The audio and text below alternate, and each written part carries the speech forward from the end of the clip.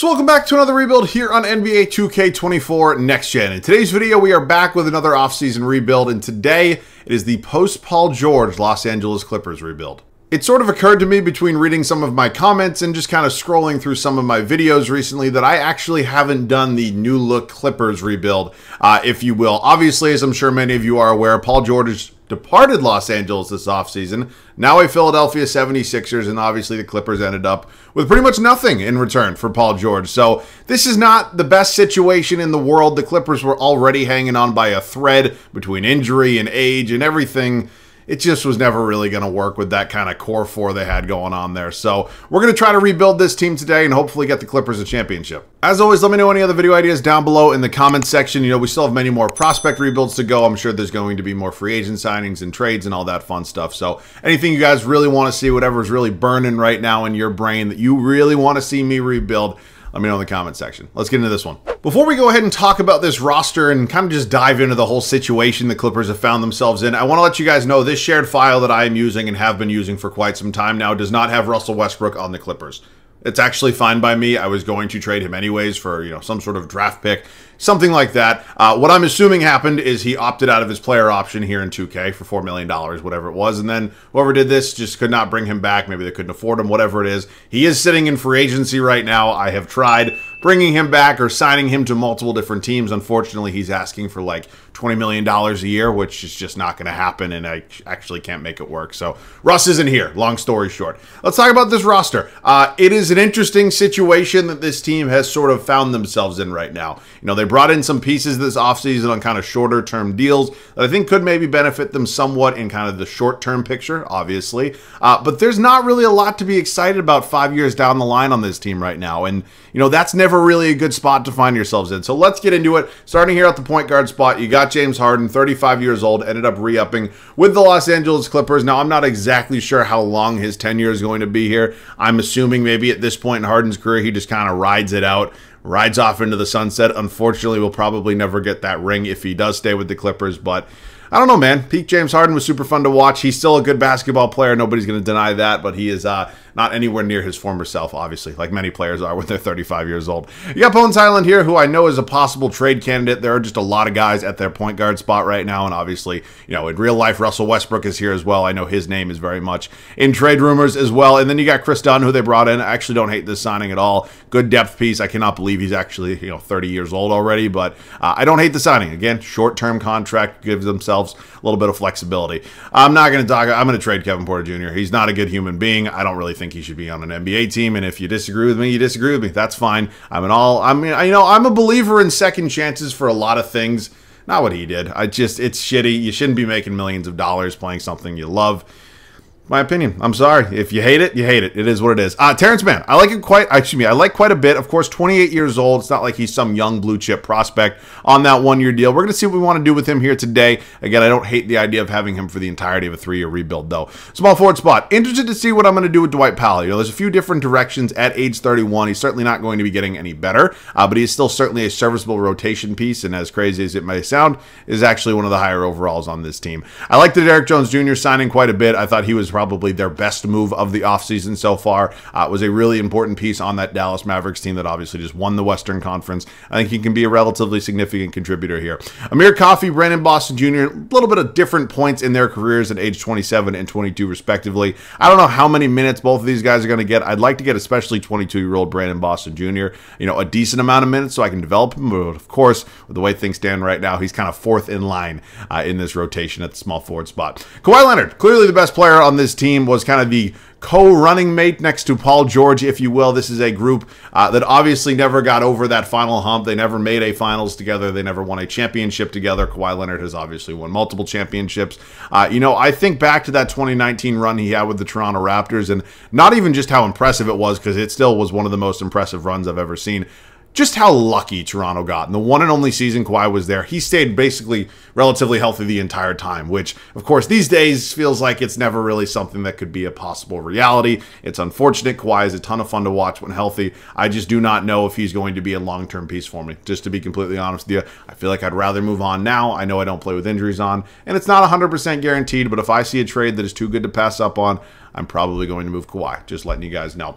All right, Nick Batum ended up being brought back to Los Angeles. He was part of the original James Harden deal to the Philadelphia 76ers. Was actually pretty decent for the Sixers. Ended up coming back here to LA. PJ Tucker, who I just... Oof, making a whole lot of money to buy a whole lot of sneakers, and he is not doing a whole lot of basketball. So he is here for now. I'll let you guys know that. Massa Zubac's also one of the better and higher overalls on this team on a one-year deal. Definitely could be my center the entirety of this video. Not going to say anything's 100% for sure, but that's just where we're at there. I brought in Mo Bamba. Don't hate that depth signing. Then Moussa Diabate. Probably butchering the pronunciation, only 22 years old. So, that is the team, plus Russell Westbrook, who's obviously not here. So, when I look at this team, I don't really see contender in the West. Unfortunately, the Western Conference just too good at this point. Between the health of Kawhi Leonard, maybe even the health of James Harden, I wouldn't be surprised if this team was, in the play-in mix, right? And I don't know if Clippers fans want to hear that. It's an unfortunate reality, as next year you're going to be moving into a $2+ billion, whatever the hell price tag it was, new arena. But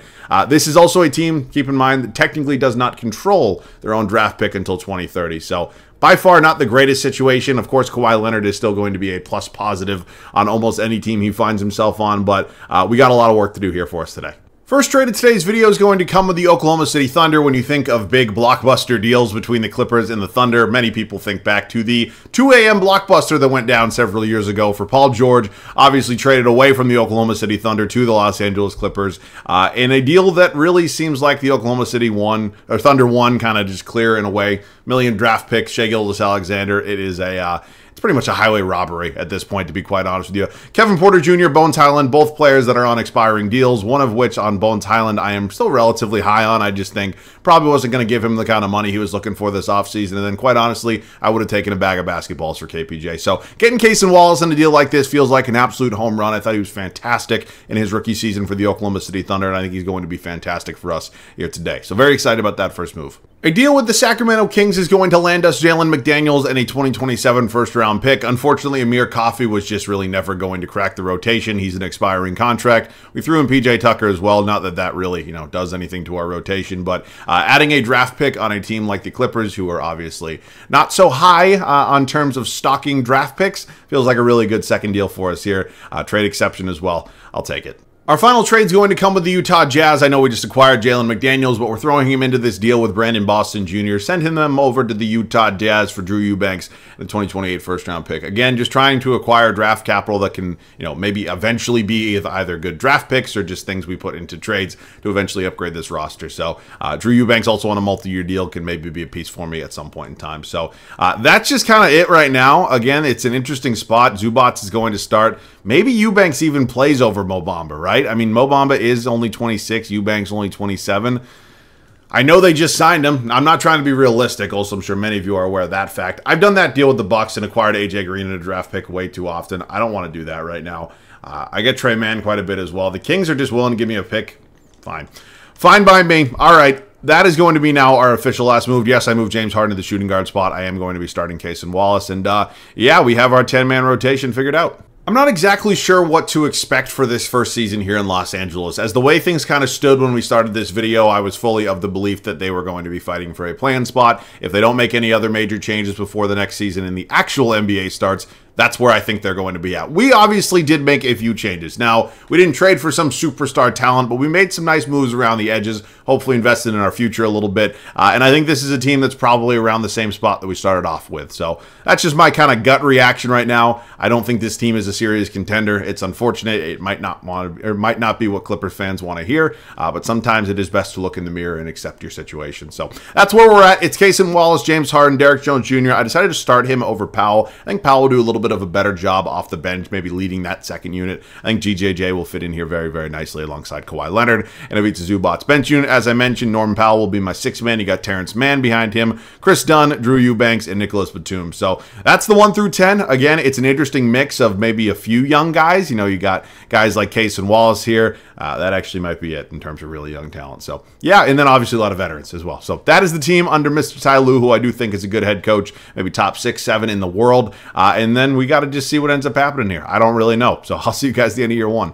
Year 1 comes to an end, and we were mid as hell. We went 41 and 41, which, again, it's just kind of where I was expecting us to be at. It's not where I want to be at, but it's the unfortunate reality that we are now finding ourselves in. Luka Doncic is your MVP, a 31-point triple-double. Alex Sarr, your Rookie of the Year with the Wizards. John Collins, Sixth Man of the Year. You don't see that one too often. Wemby, your D-boy, you see that one quite often. This is a thing of beauty. If we're going to take away, one positive from this season, it's going to be our young star point guard, Cason Wallace, win Most Improved Player. John Morant, Clutch Player of the Year. Mark Daigneault, Coach of the Year for the Oklahoma City Thunder as they win 59 games. All right, we are the 7th seed. We're fighting for that play-in spot kind of as I expected. I'm surprised that it is, the 7 seed right now as things stand. I thought we'd be more around, number 8 or number 9, but I guess it does not make a huge difference. Let's dive into the numbers a little bit, see how everybody played. Kawhi Leonard, about 21.5 points a game, 6 rebounds, 4.5 assists, 46% from the field.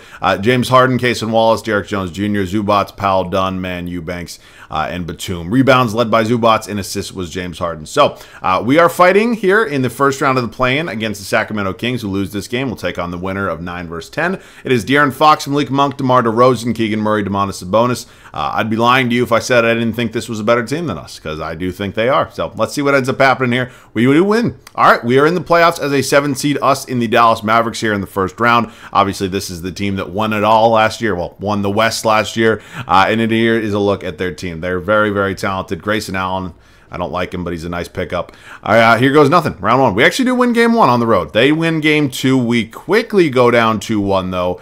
Do tie it up 2-2, go down 3-2, and get bounced in 6. You know what? I'll take my victories where I can get them. Forcing that team to go to 6 games, the team that just won the West for the 2nd straight year, feels like a successful overall campaign. And did Dallas just blow a 3-1 lead? I'm leaving here with something. That's all I'm going to say. All right, it is time for offseason number 2. Obviously, a lot of big decisions. But I thought that was James Harden for a second. I'm like, shit, we're completely cooked. It is not. It is Nicholas Batum, which I think he was going to be replaced anyways. Just want to make sure nobody else here that could be relatively important ended up retiring. All right, cool. Staff retirements, Popovich calling it a career Hall of Fame. CP3, obviously a former Clipper, also gets his jersey retired by us. It's pretty cool to see. It is time for the draft lottery. I'm just going to, go out on a limb and assume that throughout the pretty much majority of this video, we will not have many lottery picks. Nets end up landing number 1. In all likelihood, that will land them Cooper Flag. There's a look at the rest of the lottery. Staff signing, as I mentioned to open this video, I believe Ty Lue is a good head coach. He's got 1 year remaining on his deal. We will be hanging on to him for now. Let's head up to the draft. Now, do we have anything? All right, we have 29 from the Thunder. I know it's a pick swap this year, so we will keep 29 overall. I'm going to pass on number 13. Well, maybe not, because I actually can't trade it right now. So I will just see, who's sitting there at 29. I don't know. Rocky Zakarsky. Sure. Actually looked like he's maybe the highest ranked prospect sitting here, and 75 overall according to our scouts. So why the hell not? And then, why not? We'll use number 13 in round 2. Bam Bagyoka, probably not. We did just draft the center, but he is also the highest rated player available. Bryson Tucker, I don't know. Or Joseph Tucker. A lot of Tuckers going on here. He's rated a little bit higher. Yeah, why not? I'm not saying they're going to be a Nicholas Batum replacement, but you know what? It's an idea, I guess, that we can kind of maybe live with. 73 and 70 overall, respectively, so our scouts were a little bit off on Rocky. Bringing back Cason Wallace, obviously, on his team option, and then Johnson and Diabate, probably not. Okay, we enter free agency. We have a few guys here. Zubats is apparently pretty okay. I don't know. You're just in your feels? I have absolutely no idea why Ivica Zubats is not willing to negotiate with me. But, yeah, I mean, if you're just that pissed, I don't know why. I mean, wasn't like we were like bottom of the barrel. And even when I have teams that, win 18 games or whatever, typically my own free agents will resign with me. But you can see by his relation right now, apparently he is heated. So bro's a little upset at the moment. So I guess he is on his way out. And let's just make this video even more challenging, letting our starting center walk. So yeah, I'm not really sure what that's all about, but it's the situation we find ourselves in. Again, just not interested at all. So I guess we're just going to let him go. I didn't want to do that, but it's, yeah, he's gone. Okay. Well, now we are in an interesting spot. We do have about $27 million to play with, so that's certainly not nothing. Zubats is still sitting here, but he's not going to sign with us. Maybe we consider a guy like Clint Capella as a potential backup. Has 0 offers right now, and we are certainly in the market to find ourselves a potential new center. Could also maybe consider 6th Man of the Year winner John Collins, who doesn't really have any strong offers right now. Looks like the Hawks are maybe interested in bringing him back, so... yeah, I don't really know what we're going to do right now. I might consider a trade and then maybe pivot to some other free agents, so let's settle that first. I have absolutely no idea why 2K is offering me this, the Orlando Magic, whatever the hell you want to call it, but they are, and I am certainly going to go ahead and take advantage of that. So, you know, Kawhi Leonard was, I guess, fantastic, right? I don't really know how you describe Kawhi's tenure in Los Angeles. Certainly a fantastic player when he's on the court, but there's a lot of other factors that just go into this whole Kawhi, PG, Harden, Russ. It just never worked. So we're moving on. I think it is better to move on 1 year too early than 1 year too late. And even with the trade now, it still might be 1 year too late. But for whatever reason, of course, unrealistic, the Orlando Magic are willing to deal me Paolo Banchero, who is a 22-year-old superstar on the ascension, along with Kentavious Caldwell-Pope. I don't know why they value Kawhi Leonard at 5 stars, but they do. And stupid is as stupid does. We're also going to be dealing away James Harden. It just made logical sense. If we're going to deal, you know, away one of our 34, 35-year-old stars, we should just deal away the other as well. And James Harden is going to be sent to the Cleveland Cavaliers for Jarrett Allen and Max Strus. So we're not going to be signing John Collins, Clint Capella. We're going to be getting Jarrett Allen. Unfortunately, we do have to give up our first-round pick, Rocky Zakarsky. But to get a guy like Jarrett Allen, we also do get Max Strus. It feels like it's a perfectly fine deal with me. So I think the biggest thing so far about those two blockbuster trades we just made is the fact that we didn't have to give up a single draft pick, right? You know, draft picks here are kind of far and few in between, and I'm certainly going to always be very happy when I don't have to give up a ton in terms of value. So I'm happy about that. We now have a new front court with Banchero and Allen. I do want to figure out maybe our 2 and 3 situation. We certainly have some depth now with the acquisition of KCP. Still got Powell, still got DJJ. So I still think there's maybe one more kind of relatively big move here. We actually have a little bit of money to play around with right now. Cam Thomas is 23 years old. He's obviously a very good scorer of the basketball. He is a restricted free agent, but if you look at his offers, the Nets haven't offered him a damn thing, except for this qualifying offer. So maybe they're not interested in matching something. Certainly that's a bit of a risky proposition. On top of the fact that the Nets haven't offered him anything, nobody's really offered him anything. So, you know what? We're going to make a play for Cam Thomas here, about $28 million annually. Certainly a world out there where maybe he ends up declining that. I'm also interested in Trey Murphy, but unfortunately the Pelicans are offering him a rather large contract. So my assumption there is that it will get matched. And the same thing can be said about Jalen Johnson here with the Atlanta Hawks. So that's my thought process right now. Again, I'm not really sure if Cam Thomas is going to get matched or not. I don't know what you're considering. Nobody else offered you a damn thing. Come on. You just sit and wait, you just sit and wait, and you bend me over, and you royally fuck me up. I mean, come on. Okay, now we have to pivot. We have to pivot, and I don't know. What is Zubats doing? Is he just not interested in signing with anybody? God, he is really upset. I think Corey Kispert could be another guy we maybe look into a little bit more. I mean, I see Josh Giddey sitting here, but I don't really need a point guard. I know he has the size to play the 2. Yeah, also Sadiq Bey, 5 offers. Can I maybe actually get both of them? If I give him $16 million and I give Kispert, actually, does he have any real offers? He has his qualifying, but that's about it. Can I get them both? Come on. Come on. I get... Shit. Oh, unfortunate. All right. Oh, okay. The Wizards are going to match it no matter what. All right. That's where we're at right now. You know, I don't love this signing. It's not like a home run signing, but it's certainly like, you know, a B- signing in my opinion. Now it's time for some trades. I think Anthony Simons would be a really nice upgrade in this backcourt. Ultimately, we were always kind of looking for a new shooting guard to take over, be kind of a longer-term option, well, 2-year option for us. And I think Anthony Simons would certainly fit that mold. He's on an expiring contract there in Portland. Maybe doesn't necessarily have as big of a role as he once did. And maybe, you know, Portland's interested in a couple veterans. I don't know. I'm just trying to make it sound somewhat realistic. It's not. I'll also throw in Drew Eubanks, and then I do have a couple draft picks I could... Okay, that's it. All right. Welcome to the team, Anthony Simons. So him and Kaysen Wallace, both 6'3", so maybe our backcourt's a little bit undersized. But that's going to be the new duo there. And then I think at this point, I will hang on to Derrick Jones Jr., you know, 4 years younger than Powell. Powell also expiring. Maybe deal him for some sort of new backup point guard or power forward or center. Honestly, I forgot. We have a lot of needs at this point. All right, let's see. Norman Powell, whether it's, you know, a 1, a 4, or a 3, I need something. I like Nick Richards. He is expiring, though. Mitchell, I don't want to give up a first. I don't have many remaining. I do see Rui Hachimura also expiring. Could move him to the 4 potentially. I like Aaron Nesmith. I don't want to do any deal that involves me giving up a draft pick. I don't think that's smart. It might hurt me, but I think I'm going to acquire Jordan Poole. He's on a multi-year deal. Of course, only 26 years old. His career has obviously taken a turn for the worst at this point in time. But you know what? Getting him on the low certainly doesn't feel like the worst thing in the world. If anything, he'll just be another asset. Now we need to find some new backcourt backups. Again, we don't have a ton of money to play with. Looks like we actually have a few dollars. Do I have John Collins money? I have possible John Collins. What? how the fuck do I have that kind of money? And then how about a guy like Jabari Walker? Where am I getting all this fucking money? I have no idea, quite honestly, but I am surely going to take it. I will see you guys at the start of year 2. We had a lot of big changes this offseason. I think they were changes that ultimately needed to happen. Although we don't have Kawhi Leonard or James Harden here anymore, we have a new core that has really seemed to have found themselves a new life, right? I feel like this is a team that is more kind of well-rounded. I think there's better depth, and I think there's more of a direction now with this franchise. So it was a lot. It was a chaotic and busy offseason, but I think it was for the best. Here's how it's going to look. It's Cason Wallace, Anthony Simons, Saddiq Bey, Paolo Banchero, and Jarrett Allen.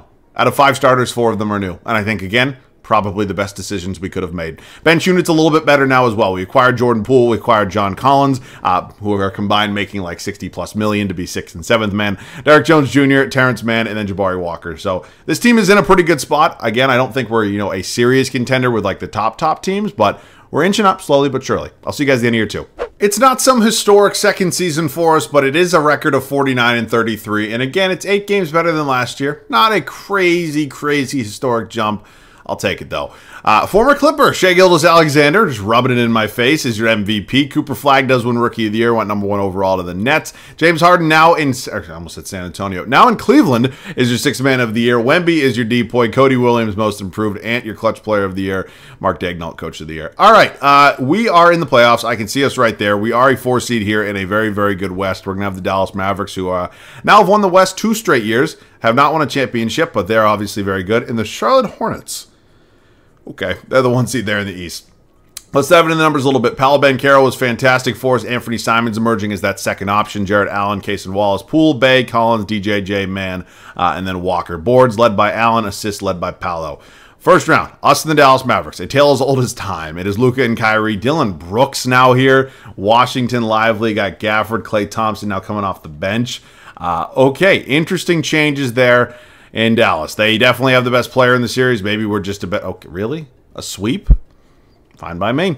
Now it is time for the Thunder. We knew we were going to run into them at some point. SGA just won an MVP award. This team is extremely good. They are extremely deep, and they are extremely young. So all those factors just scared the living shit out of me. We are quickly down 2-0. Oh my God. Well, that was a fun season. Made it a little bit further than last year, obviously. I do want to just check out the stats for round 2. Yeah, it looks like everything was a little bit more spread out. These are kind of the situations I wish our superstar, and again, I know he's only 23 years old, would just take over a little bit more, right? I know Paolo has it in him. I know he has that talent. I know he has that mentality. So, all right, entering the final offseason, obviously some big decisions to make, whether or not we want to run this thing back, maybe make some relatively minor changes. We'll kind of see LeBron calling it a career. We'll just see what kind of comes up for. Oh, wait, was that Harden? Harden did retire. Wow, I guess I got out at the right time. Draft lottery, let's see what we got. I don't think we have any draft picks in here, so let's just sim through it. It is the Warriors. Oh, good, Thunder. That's exactly what they need. Jazz, Magic, and then Lakers. Staff signing time. I think I'm going to bring Ty Lue back. I genuinely do believe he's a pretty good head coach, so I'm just going to... Where is he? Thank you. Let's just retain Ty Lue. All things considered, that was probably around where I thought our ceiling was for that season, so I don't want to lose in 5, but the second round felt like it was an accurate spot to see us go out. So no draft picks. We'll just skip over it. I'm not going to trade it into the draft. Cason Wallace, certainly nice to have him back on a $7 million team option. Paolo Banchero will now enter restricted free agency. So pretty good free agency class. We have $47 million as things stand right now, but we have 3 major free agents, and I'm not going to sit here and fuck around and try to figure anything out. I'm going to bring back all 3 of these guys right now because I'm almost 100%. I'd say about 95% positive that the 3 of these gentlemen here will all be in this team and in this starting lineup next season. So that being said, I do think there is still one major trade to go. I really do think Brandon Ingram could kind of be the final piece of the puzzle that we've been trying to solve so far. I think John Collins and Derrick Jones Jr., it makes sense to include both of these guys in the trade for a couple different reasons. For starters, with Collins, one of him or Jordan Poole had to be in a major trade, right? They're both making $30+ million. It's kind of obvious we have to match salaries. And then Derrick Jones Jr. was probably just going to be the odd man out, right? I like Saddiq Bey. I think he played well for us last season. I would probably take him in 2K at this point right now over Derrick Jones Jr. So he's in the trade as well. I'm offering up some draft picks here. I don't have a ton of them, but I certainly can't take them with me. So I'll give you whatever you want here as we enter. Okay, welcome to the Team BI. All right, excited to have him. I am maybe thinking, is there one more move, right? I know Cason Wallace is probably going to be around an 84, maybe even 85 overall to start next season, but would I prefer him maybe coming off the bench in, a backup role? We still have to figure out a backup center, but other than that, we're in a really good spot. Like, if I do Jordan Poole in the final 2 first-round picks I have, I highly doubt there's going to be anybody super elite. Okay. This is kind of what I was expecting. All right, you know what? We're just going to end up riding it out. I mean, Drew Holiday's fun, but he's 36. Just going to keep progressing. Yeah. Could go Dennis Schroeder, but he's just older, and he's the same overall. It doesn't make a lot of sense. I could also maybe do this. Actually, this could be a good one. Right? I had Donovan Clingan. That's a really solid backup center. Max Strus, who we already had for a minute. You know what? We're going to do this. We are going to do this, and then what my team looks like right now is I just have Max Strus chilling here. So unless, can I find a point? Okay, I can. I could bring back Bones Hyland. This feels like a really good signing. We'll bring back Bones Hyland, who's only 25 years old right now, probably still a little pissed at us. And then maybe I consider an upgrade here at my backup shooting guard spot. If I include Strus, I also don't have any draft picks left. If I do Mann and Strus, literally none. Can I find it? Jalen Johnson? Wow. 3 off. You know what? I got to take it. I got to take Johnson. I know I'm moving things very, very fast, and again, I don't really want to do all this because I don't really think all of these moves are necessary, but we are finding ourselves in a pretty interesting spot. Julian Strawther sitting there as well. I see Brickleberry Simmons, who I'm certainly not playing at the shooting guard spot. So, you know what? Let's bring in Strawther in a deal right there with the Denver Nuggets. Again, fine by me, and I think this team is even better. I will see you guys at the start of the 3rd and final regular season. You know, I was not originally anticipating that many moves heading into our final offseason. Ultimately, it just kind of came one after another. Everything kind of came up, Clippers, and now I'm really excited for this final season, right? I think we have the talent to win a championship. I think Paolo Banchero is going to take yet another step as he enters his age 24 season. And I think this team really fits well together. I do. Casey Wallace, Anthony Simons, Brandon Ingram, Paolo Banchero, and Jared Allen. Bench unit, Jalen Johnson, Sadiq Bey. A couple former Atlanta Hawks there as my 6th and 7th man. Got Donovan Clingan for basically nothing. I still can't believe that was a deal that was happening. Julian Strawther, and then Bones Hyland. So that's where we're at. I think clearly we have depth. We have quality depth. So I'm excited. We just got to go out and win the damn thing at this point. I'll see you guys at the end of the 3rd and final regular season. Luka Doncic wins another MVP, but more importantly, we go 64-18 in our final regular season. Obviously, our best record yet. We hadn't even cracked 50 wins. Now we win 64, what is hopefully going to be a championship year. Cameron Boozer, your Rookie of the Year. Kobe White, 6th Man of the Year in Chicago. Wemby, your D-Boy once again. Ace Bailey, Most Improved. LaMelo Ball, Clutch Player of the Year. And Ty Lue, our head coach, beautiful man, Coach of the Year. All right, it is time for our final playoff run. We have yet to come out of the 2nd round, but we are now far and away the best team in the league, at least according to the records, and it is hopefully our time to shine. Here's a look at the numbers. Everything's pretty well spread out in terms of what my expectations were. Allen led us in boards and assists. Paolo once again. All right, us and the Memphis Grizzlies. John Morant, McNeely, we can beat this team. This team doesn't move me enough. John Morant's fantastic. Don't get me wrong. Thank you. Moving on to the Houston Rockets. Traore, Thompson, Whitmore, Tari Eason. All right, Jalen Green off the bench. Jesus Christ. All right, talk about having, quality depth. Quick 2-1 lead for us. We are now tied at 2. Oh, my God. Don't do this. Oh, my God. Thank God. All right, West Finals. This was something I was kind of dreading. I did not want it to... Shit. I don't want to face the fucking Thunder. Why is it always the... Okay. No. Nope. Thank you. We're in the NBA Finals. We're taking on the Toronto Raptors. Battle of Kawhi's former teams. Quickly, Grady Dick, RJ Barrett, Scotty Barnes, Pearly. Got VJ Edgecombe, Kobe Walter. Quick 1-0, 1-1. No. This team's not better than us. Are you shitting me? They're not better than us. That's. Am I missing something here? I don't know. Disappointing.